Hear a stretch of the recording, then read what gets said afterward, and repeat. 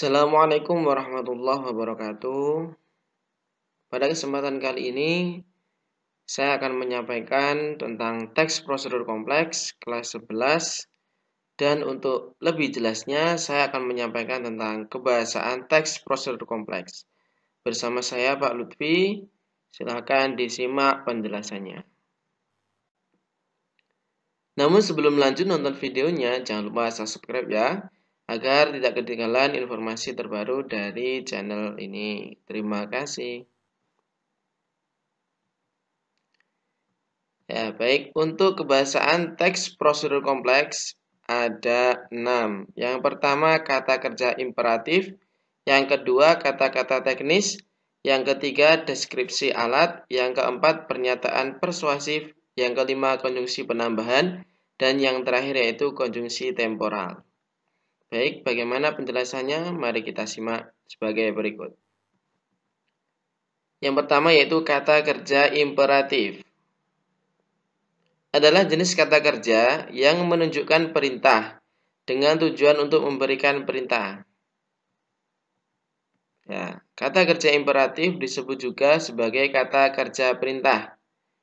Ya, jadi di sini yang pertama itu kata kerja imperatif atau kata kerja perintah. Kata kerja yang menunjukkan perintah dengan tujuan untuk memberikan sebuah perintah. Kemudian jenisnya ada 4. Yang pertama permintaan, yang kedua ajakan, yang ketiga dorongan, dan yang terakhir itu larangan.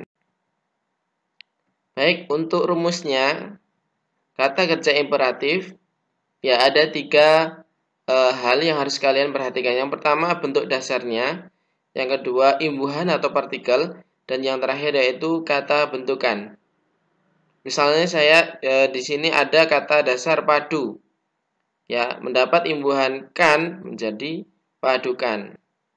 Di sini ada kata bentuk dasar pilih, mendapat partikel lah, maka menjadi pilihlah. Hindar, mendapat imbuhan i, menjadi hindari. Masuk, mendapat partikel lah, kemudian menjadi masuklah. Nah, inilah rumus atau formula yang harus kalian perhatikan dalam menentukan kata kerja imperatif. Nah, sebagai berikut. Yang pertama, siapkan telur terlebih dahulu. Ya, jadi kata di sini, mohon maaf ya, ini harusnya kata siapkan. Ya, kata kerja imperatif berarti di sini kalian diminta untuk menyiapkan telur terlebih dahulu. Kemudian yang kedua yaitu siapkan. Ya, siapkan minyak goreng. Kemudian tambahkan bumbu penyedap atau garam secukupnya. Ya, kata yang menjadi kata kerja imperatif yaitu tambahkan. Kemudian terakhir yaitu tiriskan dan sajikan dengan aneka makanan lainnya. Ya, tiriskan dan sajikan. Ini menjadi bagian dari kata kerja imperatif. Ya, jadi saya ulangi, kata kerja imperatif yaitu kata kerja yang digunakan untuk menunjukkan sebuah aktivitas untuk memerintah. Ya, intinya perintah, memberikan perintah ya. Ya, baik. Yang kedua yaitu kata-kata teknis. Apa itu kata-kata teknis? Ya, jenis kata yang memiliki makna khusus terkait bidang atau keahlian tertentu. Ya, jadi ini adalah jenis kata yang memiliki makna khusus. Ya, kata teknis itu kata yang memiliki makna khusus. Nah, contohnya di sini ada amputasi, monitor, harddisk, login, fosil, erupsi, skripsi, limbah, arus, materi, reboisasi, transmigrasi. Nah, di sini merupakan bagian dari contoh kata-kata teknis, kata yang memiliki makna khusus di bidangnya. Kalau amputasi berarti di bidang kesehatan, monitor di bidang pengetahuan atau digital, teknologi, dan lain sebagainya. Jadi intinya kata-kata yang memiliki makna khusus. Yaitu deskripsi alat adalah penjabaran secara rinci tentang alat atau perlengkapan yang digunakan. Ya, jadi kita ketahui bersama bahwasanya teks prosedur kompleks itu juga di situ mendeskripsikan atau menjabarkan tentang sebuah alat yang akan digunakan dalam melakukan sebuah proses aktivitas yang akan dilakukan. Nah, di sini ada deskripsi alat, yaitu penjabaran secara rinci tentang alat atau perlengkapan yang digunakan.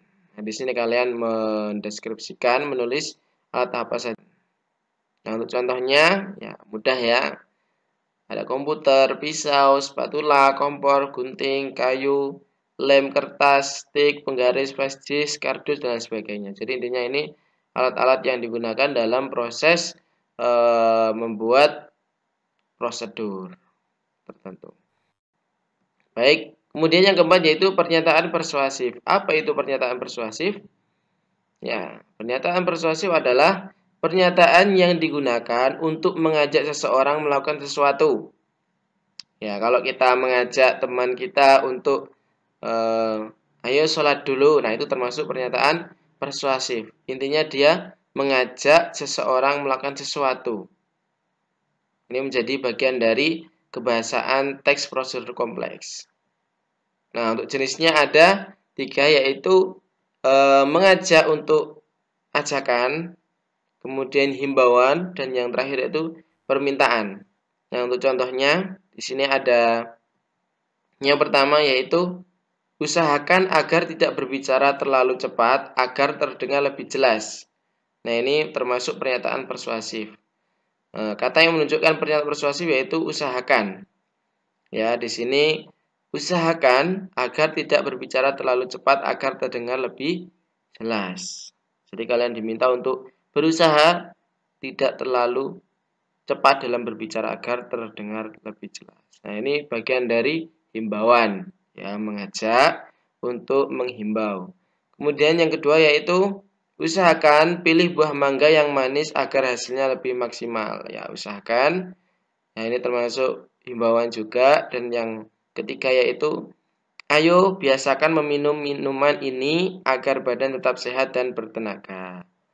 Nah, ini termasuk ajakan. Ya, mengajak untuk meminum minuman ini agar badan tetap sehat dan bertenaga. Bagaimana? Jelas ya? Baik. Kemudian konjungsi penambahan. Apa itu konjungsi penambahan? Konjungsi yang digunakan untuk menambahkan suatu unsur yang lain. Ya, jadi di sini gunanya kata hubung ya, yang digunakan untuk menambahkan suatu unsur yang lain. Nah, di sini jenisnya ada 4, yaitu konjungsi dan, serta, selain itu, dan lagi pula. Contohnya, silahkan perhatikan konjungsi penambahan. Yang pertama yaitu dan. Ya, konjungsi dan ya. Kalimatnya iris tomat, cabai, bawang merah, bawang putih, dan daun bawang. Nah, konjungsi penambahnya yang mana? Ya, kata dan. Di sini untuk menambahkan unsur yang lain. Kemudian konjungsi serta. Contoh kalimatnya, kemudian masukkan nasi serta irisan tomat. Ya, tambah ada aktivitas yang lain setelah masukkan nasi serta aktivitas yang kedua yaitu mengiris tomat. Irisan tomat yang dimasukkan. Ya, yang ketiga yaitu selain itu.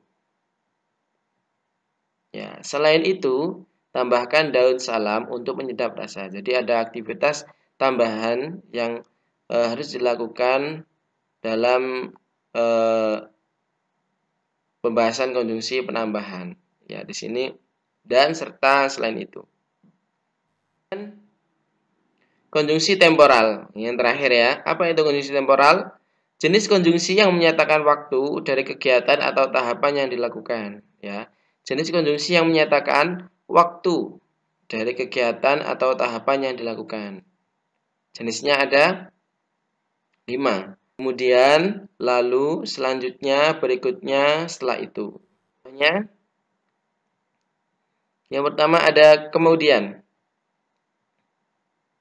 Kemudian, masukkan nasi serta irisan tomat. Nah, ini sebagai konjungsi temporal ya, waktu. Nah, kemudian, lalu